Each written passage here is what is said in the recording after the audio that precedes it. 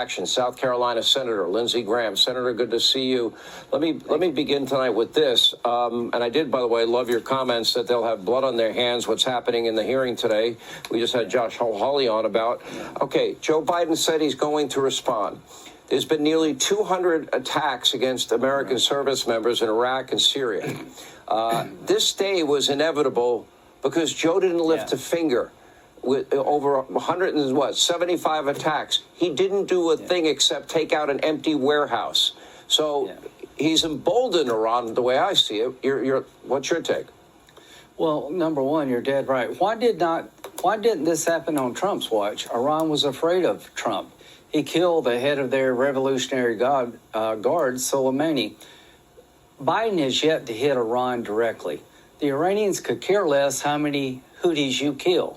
They could care less how many Iraqi militia you killed. The only way they will change your behavior and stop killing Americans and attacking our troops and trying to bomb ships in the Red Sea is for Joe Biden to hit their oil infrastructure and start killing their soldiers inside of Iran. I'm not asking to invade Iran, but I'm calling on President Biden tonight. Go to the source of the problem. If you don't hit the Iranian oil infrastructure and hit them in the wallet and make them fear you, they're going to keep killing our soldiers. To the three families whose loved one lost their life, it breaks my heart. This was all preventable. So, Mr. President, hit Iran and hit them now and hit them hard to protect Americans in harm's way. Back again. We are live. Yes, it is Hoplite on the Hoplite channel. And you clicked on this video to see, are we nearing critical mass? Yeah, so I was just going through news articles trying to determine what I wanted to do a video on, and I realized that all of these articles seem to have like a common thread, and that was critical mass.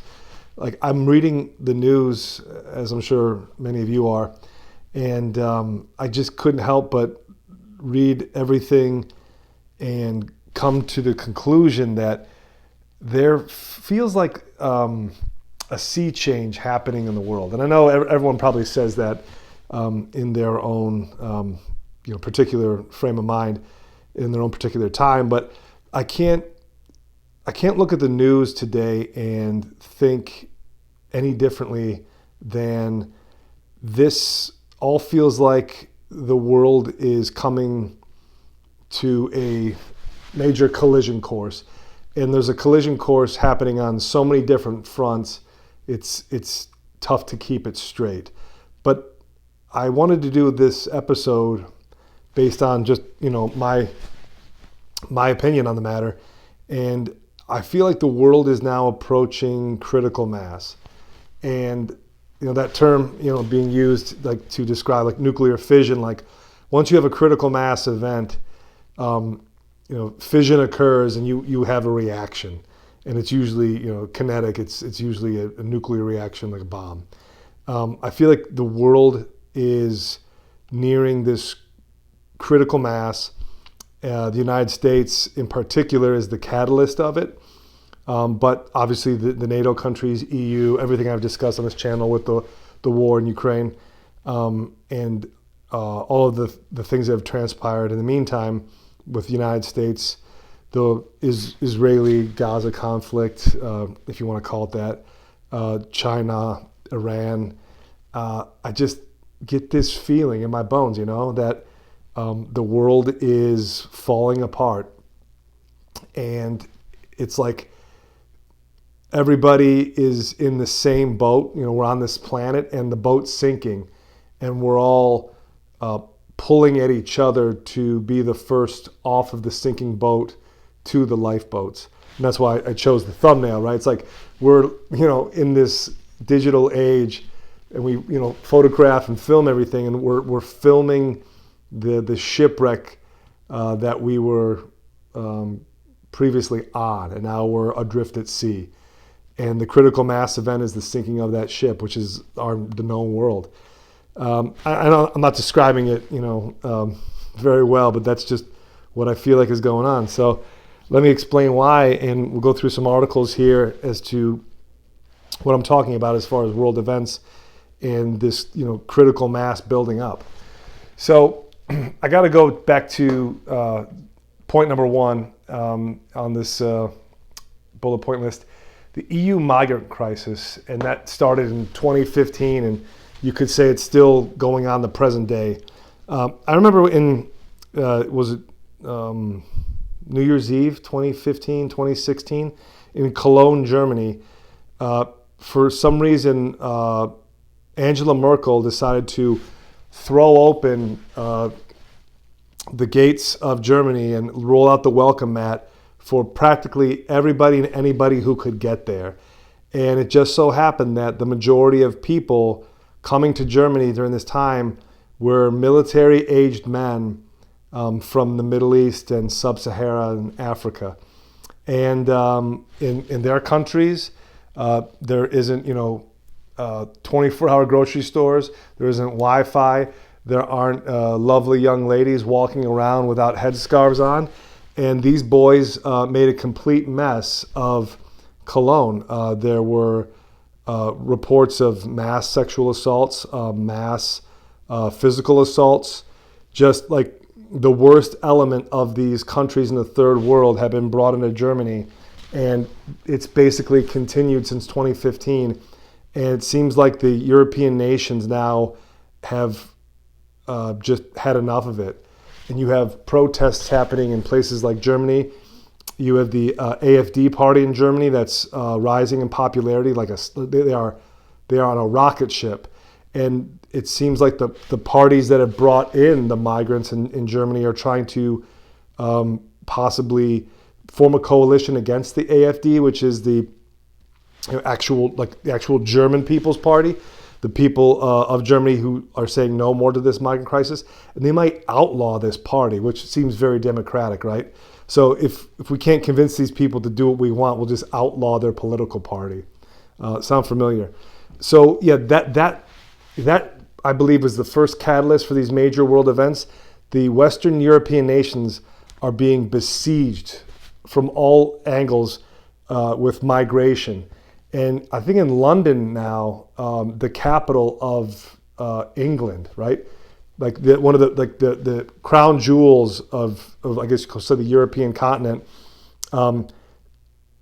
36 to 37% of London residents are what you would call white native English people, which means that an Englishman is a stranger, is a foreigner in the capital of his own nation, which is crazy, right? Think about if you were to go to, name a place like Mogadishu in Somalia. And in Mogadishu, the Somalis are only 38 to 37% of the population of Mogadishu. It's like you wouldn't even really call Mogadishu a Somalian city. But for some reason, we still call London an English city, and the majority of the residents there are foreign born. And I'll put a clip at the end of this video to show how badly that could go for England in the future if they have to go to war. So that's the first one. The second one now, of course, is the United States border crisis, although it's not really a border crisis because you have to have a border for there to be a crisis.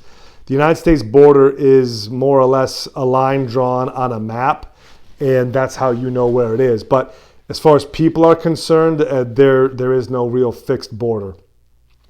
And you could say this kind of started back in the first term of the Obama administration, but it really goes back to like the early 80s and 1986, which was one of the biggest mistakes of Ronald Reagan's probably life, was the 86 amnesty, saying that you had all of these illegal immigrants in the United States and he was going to agree to an amnesty for all of them, provided certain conditions were met and that there was no further illegal immigration permitted in the United States. Well, what happened after that?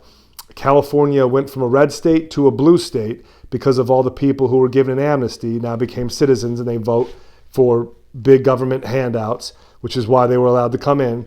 and now California is irreversibly a blue state. So Ronald Reagan signed a bill that literally gave away his home state.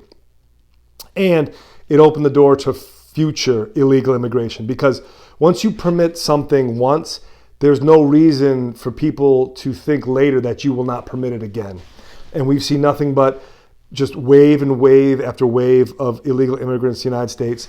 And finally, thank God, in 2024, the governor of Texas, so far, this could change obviously, has said no more. So after 25 to 35 million illegal immigrants came in, once we cross that number, it's like, okay, now we're putting our foot down. It's like the United States has 330 to 335 million people here.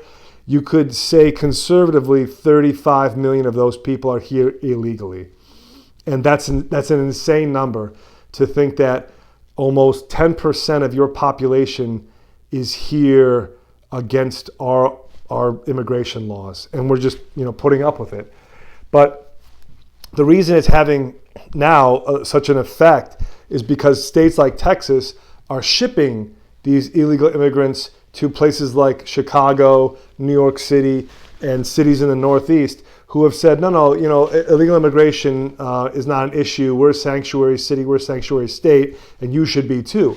And so Texas and other states said, okay, fine, if you're a sanctuary city or a sanctuary state, you take all these folks. And they are being overwhelmed with the amount of crime, people that need subsidized housing, subsidized food, you name it. They have literally been just handed hundreds of thousands of welfare cases overnight. And now these cities are saying, well, yeah, we meant sanctuary city, but not like that. This is now creating civil strife in America, just as it is creating it in European Union. And again, I think it's all by design. It's like you are seeing these people coming in, and they know the script. They know they're supposed to claim refugee status, even though we know that less than 1% of people who come to the United States are in fact actual refugees. They're pretty much just coming because there's free stuff to be had. And so this is now creating a standoff where will the United States assert its sovereignty because Texas is asserting it for us, or will the Biden administration try to nationalize the National Guard in Texas, federalize them rather, and essentially cut the razor wire and open the border back up. As I said, you don't have a border crisis because you need a border to have a crisis. That's what's going on in the United States.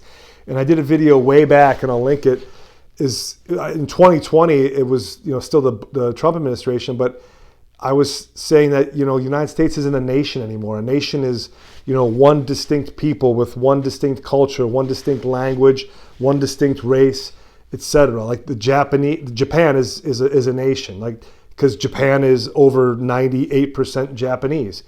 The United States is a country. We're just like a regional landmass, and we have no identifiable race. We're losing our culture. There's 100 different languages spoken in the United States now. It's going to be like press 2 for Spanish, press 3 for Chinese, press 4 for Portuguese. Press 12 for Afrikaans. Pick it. You will have the absence of culture in the United States to a point where it will be indistinguishable from a international airport at any given city. That's what the United States is becoming, and I think that's by design as well, which is leading us on this collision course with our own people. And third, we have Russia and a proxy war being waged against Russia via the United States, NATO, EU, via Ukraine. And that started, you can say, in 2014 when the US-backed government in Ukraine essentially launched a coup against Yanukovych's government. And I covered that in the last video about Gonzalo Lira, rest in peace, and how this has kicked off a regional war now in Ukraine with Russia essentially waging war against the US and NATO, and by extension the EU, but doing it with the unfortunate blood of Ukrainian men. And I think it just happened yesterday or today that Hungary was holding up EU funding for the continuation of the war in Ukraine. And Viktor Orban, unfortunately, caved. And now they're going to give Ukraine, I think it's more 50 billion more euros. They're just going to print it out of thin air and give it to Ukraine to fight a war that they are losing more and more every passing day. I mean, that war is unwinnable for Ukraine. It's a money pit. Orban was sticking to his guns, and then for some reason, at the last minute, he caved. So now they're going to give more money to Ukraine. More Ukrainian men are going to be killed as a result, and more of these corrupt politicians and oligarchs are going to line their pockets with the taxpayers of the European Union's money. And four, and I'm going to cover this in an article, we see rapid expansion of the BRICS nations, which is originally Brazil, Russia, India, China, South Africa. And that kind of kicked off in 2022, although BRICS obviously goes back further. But in 2022, we saw, I think at the behest of President Putin and Xi Jinping, to rapidly expand the membership of BRICS to other nations who were tired of living under the U.S. dollar hegemony, the petrodollar. And the article I'm going to read shows that Iran, Saudi Arabia, Ethiopia, I think, and other nations are going to officially join here in the next week or two. There were news articles coming out at the end of December saying Iran and Saudi Arabia had already formally accepted, but now we're hearing chatter from the Saudi Arabia that, well, we're still considering the invitation. We haven't formally accepted anything. And I think it's because South Africa kind of let the cat out of the bag, and South Africa said, hey, Saudi Arabia agreed, everybody. Saudi Arabia is going to be in BRICS. It's good news. Saudi Arabia probably didn't care for that and wanted to make the announcement from their official sources to make it official. So South Africa, I think, kind of told us what's going to happen before it's supposed to happen. Saudi Arabia now is reeling it in, saying, well, we didn't officially say yes yet, but we'll let you know. Like they will. It's going to happen. And when that happens, it is game on. It is on like Donkey Kong, because Saudi Arabia was the linchpin in the region for the United States. All we have now is Israel, and all we've done for Israel is wage war. But Saudi Arabia was our linchpin for the world and the Middle East because we had the petrodollar agreement. If Saudi Arabia officially joins BRICS, that they most likely have, the petrodollar agreement goes away. And now you have all of this money now circulating, all of this U.S. reserve currency notes that other nations won't have to use anymore. And we could see a dollar collapse. We could see a dollar crash. We could see a dollar crash like we saw in the early 70s with the OPEC nations. But we could also maybe see a dollar crash like we saw in the 1930s in the Great Depression. And I know that sounds like hyperbole, but folks, we haven't seen events like this happen in over 100 years. This is like World War I kind of events happening worldwide. But let's continue. 5, and I mentioned this in previous videos I did. We have the Israel war on Gaza, and that started in October 2023. And I think we're up to 25,000 civilians have been killed by Israeli defense forces, which is not a war. That's, like I said, that's genocide. They are trying to displace 2 million Palestinians out of Gaza, and probably the West Bank will soon follow. And I think it's because of all this going on. They know they cannot rely on the United States to be there for them in the future. So they're making a land grab as fast as they can, while the United States still has the ability to protect them while they do it. We're basically the muscle. We're the hired muscle so Israel can conduct a land grab and displace 2 million people. I saw South Africa actually presented to the ICJ, the International Court of Justice, a winning case against Israel for this genocide. And the International Court of Justice, which again is toothless, but they sided with South Africa, which is a huge black eye for Israel, politically speaking, because it shows that the International Court agrees that you are essentially conducting a genocide, and we're now ordering you to protect Palestinian civilian lives. You will commit no further acts of genocide. And what did the Israelis do in response? 2 days ago, Israeli commandos, and this is according to Israeli sources, so take it with a grain of salt, raided a hospital in Gaza dressed as doctors and shot up a bunch of people in the hospital who they claim were Hamas militants, which is a war crime again.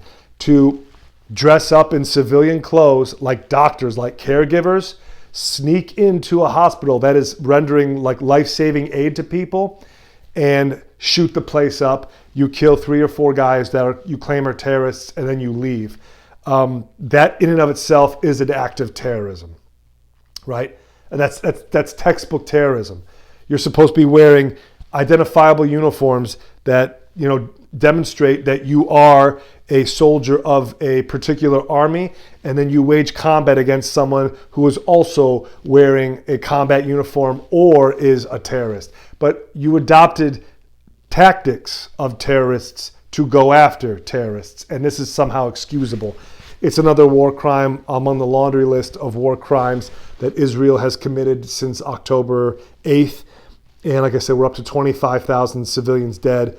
And this could kick off another regional conflict here very shortly, just as we have a regional conflict going on in Ukraine. So we see now Iran and the U.S. are engaged in a proxy war. And the United States and the UK are talking about enlistment. Like, where is that coming from? So let's start with the first article I want to go over in regards to that. This is from the AP. It says, Britain says it has no plans for conscription after top general says the UK may need a citizen army. And this is January 24, London. The UK government said Wednesday it has no plans to introduce conscription after the head of the British Army said a citizen army would be needed to fight a future war with a country like Russia. Chief of Staff General Patrick Saunders said preparing for a potential land war would have to be a whole-of-nation undertaking. He praised EU nations closer to Russia for prudently laying the foundations for national mobilization. Saunders, who has long argued for more military spending and is due to leave his job this year, said, within the next 3 years, it must be credible to talk of a British army of 120,000. But this is not enough, he added during a speech at the International Armored Vehicles Conference in London, taking preparatory steps to enable placing our societies on a war footing when needed are now not merely desirable but essential. He said Ukraine brutally illustrates the regular army starts wars. Citizen armies win them. Prime Minister Rishi Sunak's spokesman, Max Blaine, said the government, quote, has no intention of introducing conscription. The British military has a proud tradition of being a voluntary force. There are no plans to change that, he said. He added that engaging in hypothetical wars was not helpful. Defense Secretary Grant Shapps has also used stark language about the threat to the UK. Last week, he referred to Britain, quote, moving from a post-war to pre-war world. Despite that, the government has no plans to increase the size of the army from its current level of about 74,000 full-time troops, down from 102,000 in 2006. The government says it will increase military spending from just over 2% of GDP to 2.5%, still much less than in the height of the Cold War. The British Army conscripted soldiers during World War I and again during and after World War II, but has since been an all-volunteer force for most of its 364-year history. Okay. Yeah, Rishi Sunak, right? He sounds like a Brit. So, but this guy, Saunders, what's his name here? Chief of General Staff, General Patrick Saunders, said, preparing for potential war has to be a whole-of-nation undertaking. Okay, so if you haven't figured out, 99% of military men, career military men, aren't politicians. They're often asked to speak their mind and to speak it frankly because they're under orders to. They don't have the luxury of lying to their commanding officer. So when they know something's going on and they're free to speak at will, they usually give you the straight English, no pun intended. And General Saunders here is already telling people, hey, we should probably prepare for a world war. We might want to think about a whole of nation conscription. And I don't know what this is supposed to mean. He says that societies need to take a war footing, and that the British military has to take cues from the Ukrainian military in that regular armies start wars, but citizen armies win them. Like, what does that mean? That means that you have an army of volunteers, they start the war, and then you have to start conscription to win that war. This guy is the chief of general staff of the army, which makes him like a joint chief in the United States' equivalent. So he would not just be talking out of his ass like, hey, wouldn't it be really cool if we brought back conscription? You know, like we raised an army from the citizens? Yeah, just spitballing here. No, he sees what's happening and sees a significant threat on the horizon and is saying it openly. Whereas, sniveling politicians like Rishi Sunak, via a spokesman, because Rishi Sunak can't say it himself, says, no, there's no plan for conscription. Just what the chief general of staff said it's hypothetical, not helpful. He didn't say it, like I said, just as a hypothetical. These guys don't think in terms of hypotheticals. They think in realistic terms because that's what their job has been their entire lives. They're career military men. They don't entertain hypotheticals unless they preface it with, hypothetically speaking, X, Y, Z. He said it matter-of-factly. The United States is saying the same thing. It's like we have a nation of people now who, under the age of 25, I'll post the percentage, but it's a startling percentage of men under the age of 25 who would be considered unfit for military duty. And we forget about the women. I mean, we're not even talking about that. Like it'd be like over 90%. But it's a crazy high percentage of American males who would not pass basic physical fitness evaluation for basic training in the U.S. Army. And Russia is on a war footing right now with Ukraine, and they're ready to call up 1 million men. They have 1 million men in reserves who are right now being told, get your ass ready for combat, because if you are called upon for service, you will be conscripted. They already have a regular army who's fighting in a state like the size of Texas in Ukraine. They are ready, willing, and able now to call up 1 million men, and they've had 2 years to get them ready for that. The United States is not ready for that. The UK is certainly not ready. But why is the UK even talking about fighting a country like Russia that's all the way across the continent, fighting a country like Ukraine who has said, well, we want to join NATO to get nukes? It's like, I get that war. Where does the UK fit into this? This is how world wars start, is that everybody wants to throw their hat in the ring because they figure, well, if it's going to come to my doorstep, I might as well meet them outside versus inside. And this is how these things get spun up. And let's jump to the second article in regards to this and the United States' role and what happened on the Jordan-Syrian border with these 3 troops that were killed by a drone attack a few days ago. And this is from also the Associated Press. From 3 days ago, what is Tower 22, the military base that was attacked in Jordan where 3 U.S. troops were killed? Jerusalem, a little discussed United States military desert outpost in the far reaches of northeastern Jordan, has become the focus of international attention after a drone attack killed 3 American troops and injured 34 others. The base, known as Tower 22, sits near the demilitarized zone on the border between Jordan and Syria along a sandy bulldozed berm marking the DMZ's southern edge. The Iraqi border is only 6 miles away. The area is known as Rukban, a vast arid region that once saw a refugee camp spring up on the Syrian side over the rise of the Islamic State's group's so-called caliphate in 2014.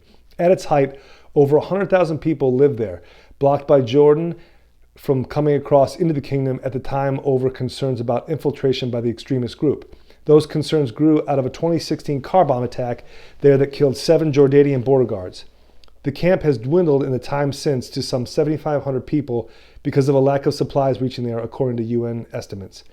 The base began as a Jordanian outpost watching the border, then saw an increased U.S. presence there after American forces entered Syria in late 2015. The small installation includes U.S. engineering, aviation, logistics, and security troops with about 350 U.S. Army and Air Force personnel deployed there. The base's location offers a site for American forces to infiltrate and quietly leave Syria.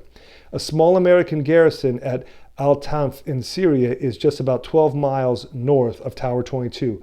The base is along a Syrian highway leading into Iraq and ultimately Mosul, once a prominent base of the Islamic State group. It's also a potential weapons shipment route over the road for Iran. U.S. troops long have used Jordan, a kingdom bordering Iraq, Israel, and Palestinian territory of the West Bank, Saudi Arabia, and Syria as a basing point. Some 3,000 American troops typically are stationed across Jordan. However, a U.S. presence in Jordan risks angering a population that's already held mass demonstration against Israel's war on Hamas in the Gaza Strip over civilian casualties in a conflict that's already killed 26,000 Palestinians. Estimates suggest some 3 million of Jordan's 11.5 million people are Palestinian.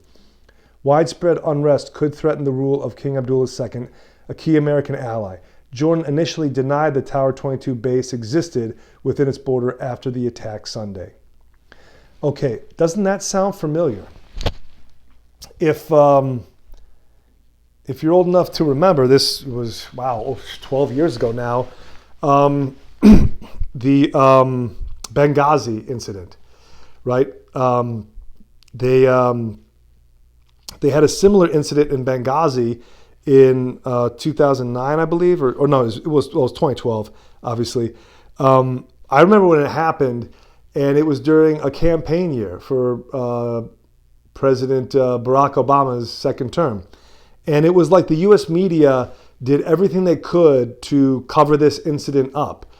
And the U.S. government, under the Biden administration, for a long time, tried to downplay how significant the attack was. And it was later put on the silver screen by, I think it was Michael Mann. I saw the movie in theater, and I actually can't remember the name. But it was like, what was it, like 18 hours or something? I'll put the poster up. I can't remember the name. But we lost a U.S. ambassador. He was kidnapped and murdered. And a bunch of special operations Army personnel held off the attack in Benghazi, but several of them lost their lives as well. Actually, I believe the team that went to get them out also lost their lives. And this was only after they were called for by the Pentagon, after the U.S. government realized they couldn't keep this a secret. And why was this being kept a secret? Well, most likely because the base in Benghazi wasn't supposed to exist. It was not of official record as a U.S. military installation, which means it was probably a CIA black site. And a black site, for lack of a better term, is where the U.S. government conducts certain things that they would rather not have to report back to Congress that occurred. Whether it be arms deals, whether it be espionage, whether it be interrogation, like maybe involving a washcloth, a board, and a bucket of water, things like that. Yeah, these things exist all over the Middle East and other unsavory parts of the world, and they're supposed to be kept secret, and they're out in the middle of nowhere for that reason. This Tower 22 is literally in the middle of nowhere, and I'll put it up where you can see its location. So the question is, why in the hell does the United States have this many troops stationed out there in the middle of nowhere where a drone attack could kill 3 of our soldiers and injure 34 more? The United States is stretched too thin. We have tried to maintain our hegemony over these parts of the world by either using corruption, as in we pay certain people off to do what we want, or we use Uncle Sam's big green machine to make them see things our way, and we conduct coups, or we just take over an area and we invade, like we did with Iraq, like we tried to do in Syria. like we may try to do in Iran. And that's the other point here, is that if the United States invades Iran or launches a war against Iran, what will happen next? And a lot of people think that China, noticing that the United States has tied itself up in a proxy war with Russia in Ukraine and is now tying itself up in a proxy war on behalf of Israel with Iran, that China will most likely see this as their window to make a move on Taiwan. And if we're tied up with Ukraine and if we're tied up with Iran, there's no way the cavalry is coming from the United States to save Taiwan from China. And I'll read an article why I think that might be on the horizon in the near future. This is from the BBC. Evergrande, China property giant files for U.S. bankruptcy protection. This is August 17th of 23. Property giant Evergrande has filed for bankruptcy protection in the U.S. as the real estate crisis in China deepens. It will allow the heavily indebted company protect its assets in the U.S. as it works on a multi-billion-dollar deal with creditors. Evergrande defaulted on its huge debts in 2021, which sent shockwaves through global financial markets. The move comes as problems in China's property market add to concerns about the world's second-largest economy. China Evergrande Group made the Chapter 15 bankruptcy protection filing in a New York court on Thursday. Chapter 15 protects the U.S. assets of a foreign company while it works on restructuring its debts. Evergrande did not immediately respond to a request for comment from the BBC. The group's real estate unit has more than 1,300 projects in more than 280 Chinese cities, according to its website. Its other businesses include electric car maker and a football club. Evergrande has been working to renegotiate its agreements with creditors after defaulting on its debt repayment. With debts estimated to total more than $300 billion, it was the world's most heavily indebted property developer.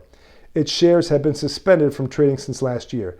Evergrande revealed last month it has lost a combined $80 billion over the last 2 years. Last week, another major Chinese property giant, Country Garden, warned that it could see a loss of up to $7.6 billion for the first 6 months of the year.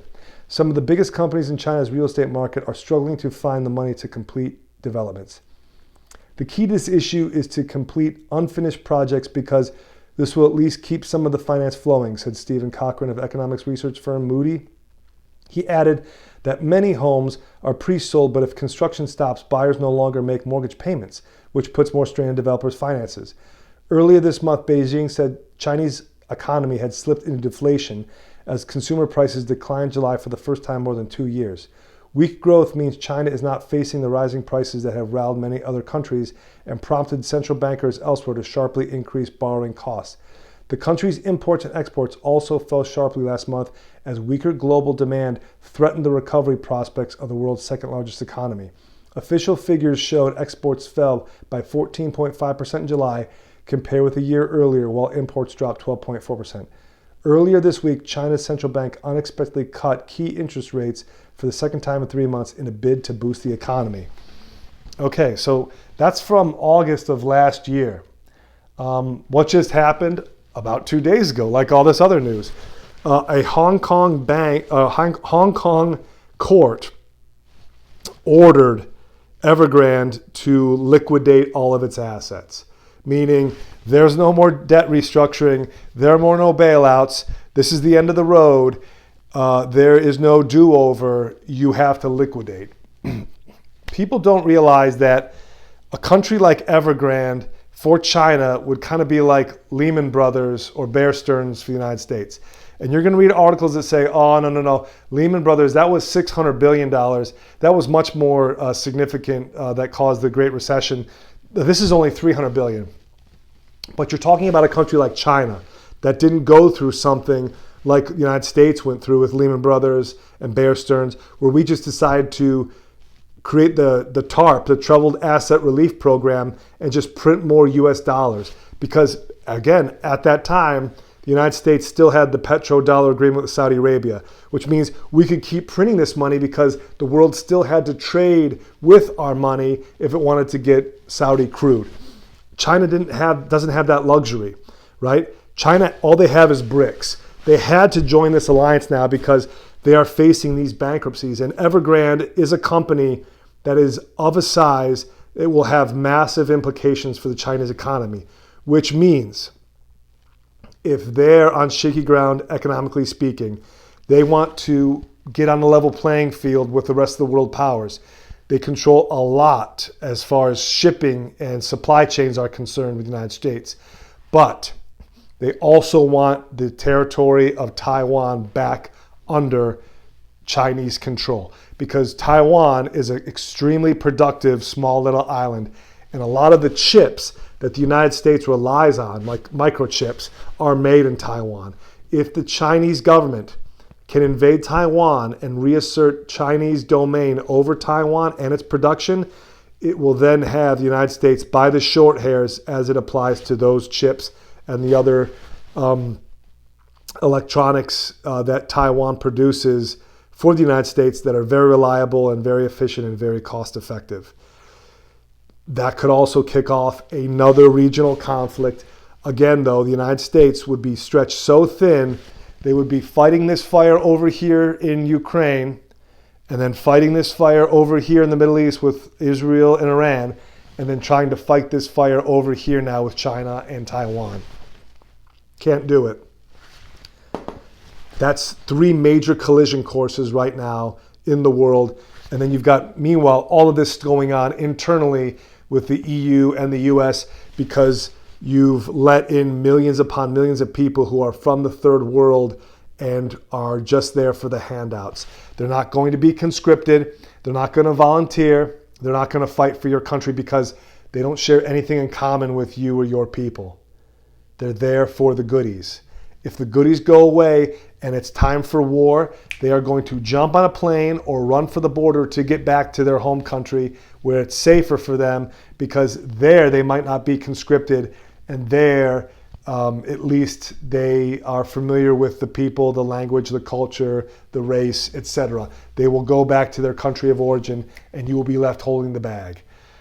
This has massive implications for the Western world, for the EU, for the US. And funny enough, Russia and China may be in a better position as this global catastrophe plays out. And I'll read the last article because I referenced Saudi Arabia being the linchpin for this whole BRICS coalition. And this is from Forbes. This is January 2nd of 24. Saudi Arabia, UAE, Egypt, Iran formally joined BRICS. Saudi Arabia, the UAE, Egypt, Iran, and Ethiopia have officially joined the Intergovernmental Collective of Nations known as BRICS, according to an announcement posted on the bloc's X profile. The inclusion of Saudi Arabia, the UAE, in the BRICS bloc is anticipated to present new investment prospects for the 2 largest economies in the Arab world, together enhancing the group's global influence.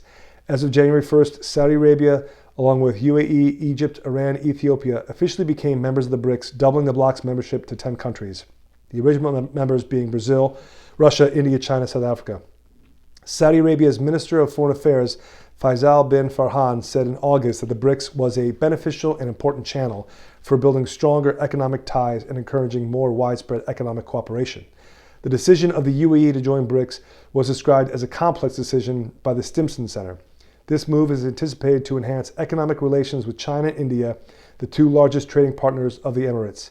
However, if BRICS evolves from its original focus on informal economic cooperation to include geopolitics, challenges may arise, the center warned.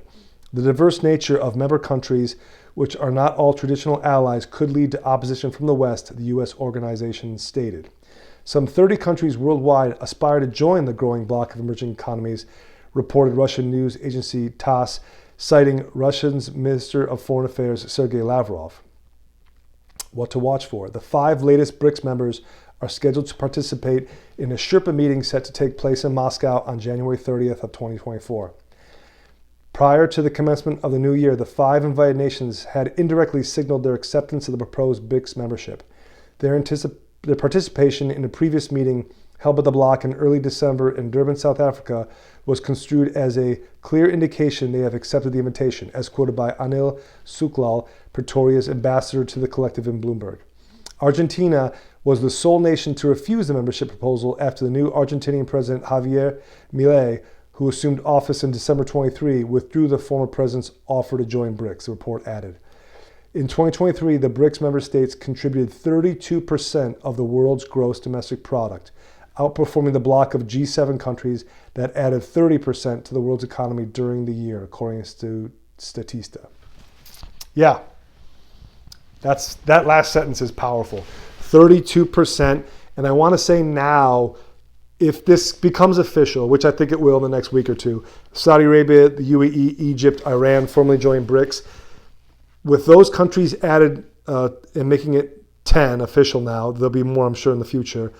The population of the world is now majority BRICS. As in, for every man, woman, and child on this planet, the majority of those people are in a country that belongs to the BRICS coalition group. That's massive. You're talking about human capital, consumption, production, trade. The United States, the EU nations, NATO, G7, their world is getting smaller. The BRICS world is getting bigger. Because the BRICS nations know that the United States is running out of options to pay off people via corruption. So they're trying to do it with force. And the world now realizes, hey, we're as big as they are, if not bigger. We'll just return force. And this is how world wars start. This is how critical mass is achieved. When nations no longer try to find common ground, try to exchange trade and business on level playing field, but they try to exert their force, their will on other nations and do it via war. And this is how conflicts between countries become regional conflicts, and how regional conflicts become continental conflicts, and how continental conflicts become intercontinental world wars. That's how it starts. And this is where we're going. I did my last video on the late Gonzalo Lira, and I wish he was around, because he would be able to articulate what I'm trying to say to you in a much more entertaining and informative manner. But this is what I see going on. I don't know how we stop this critical mass from happening, other than maybe the dollar crashing is what would put the brakes on this. If the dollar does crash, the United States has to literally look in the mirror and face facts, because that will be a gut check. We no longer have the economic leverage to tell the world how it's going to be. We now have to lick our wounds and reassess what battles we're willing to fight, because we don't have the US dollar, which was our number one weapon. It wasn't our nukes, it wasn't our military, it was the US dollar. That was our number one ace in the hole. That was our everything. And if we lose that, which if Saudi Arabia and all these nations join BRICS and break the petrodollar agreement, that's going to happen. That will be the gut check of all gut checks for the United States. The world as you and I know it will forever change after that point. And the world that begins after it is anybody's guess. But I pray it's not world war, because historically that is how it has played out and how it has gone.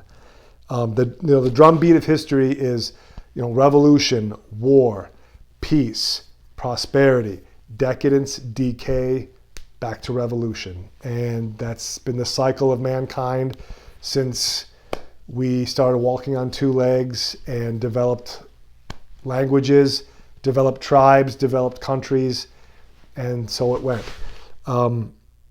This is just what I see happening right now.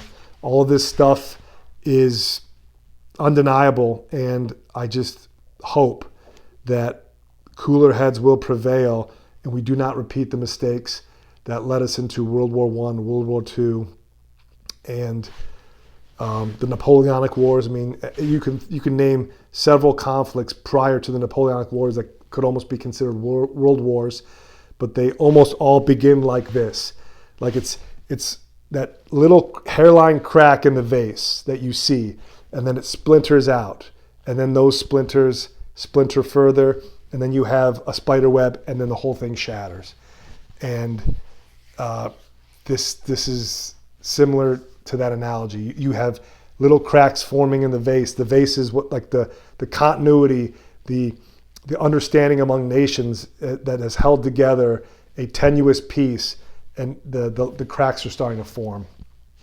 And I I don't know how we stop this spider web from stopping further unless the United States sees an economic collapse where the dollar plummets and we no longer can exert our will via force on these other nations that are forming their own coalition via BRICS, and they don't have to play our game if they don't want to anymore. And that's just what I see happening. If you agree or disagree, please put it in the comments. That's what it's for. Yeah, I'm going to continue on, I think, with these world events because I just don't see how we create a soft landing from this. I'll be surprised if we do. And if we do, I'll be here to cover that. But in the meantime, if you appreciated this content in the video, give us a thumbs up and a subscribe. Share it with family or friends if you think they would enjoy it. And we will see you back here next time on the Hoplite channel. Till then, take care. So, Lance Corporal Johnson reporting for duty and responding to the appeal from General Sanders for a citizen army and encouraging young people across the country to think of the attractions, advantages of some kind of military training or service. Because at the moment they think it's either uncool or unethical, or perhaps they're not following General Sanders, they're following Colonel Sanders. To find out what we need to do about it, read my column in the Daily Mail. If UK was to go to war, would you join the military? No, I'm not from the country, so no. First of all, I'm not a UK citizen, I'm an immigrant. I'm Welsh. No, unfortunately not. I'm not from this country originally, you know? No. We're Irish, so We don't like the UK military. No, thank you. Yeah. Where are you from? Brazil. Do you live here? Yes. Would you go to war for this country? No. I'm Pakistani, so Are you a resident? I'm a resident. I've got dual nationality. You guys live in the UK? yeah, Would you join the military? no, we're not from this country. If they say it's compulsory, what would you do? I'll just go back to Egypt. Go back to my country. No, I'll just go back to my country.